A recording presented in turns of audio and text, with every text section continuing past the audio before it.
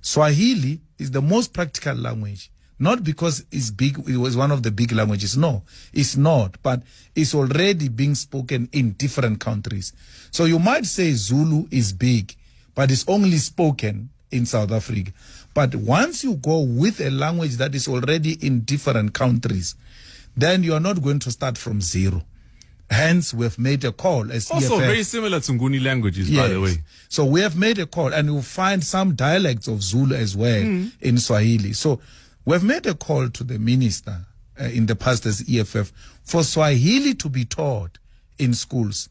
And once we start teaching Swahili as South Africa, then we'll be able to call all of African continent to start teaching Swahili. And once we've got a common language that we can use to communicate amongst ourselves and not use colonial languages, the unity of Africa is going to be easy. Now we are divided between the Francophones and the Anglophones. We are divided through colonial languages. Let's push this language and make sure that we've got some starting point. And the most practical thing to do now, which the minister and the president should support if they're interested in uniting African people, is to say, let's teach Swahili and encourage other countries to start teaching Swahili.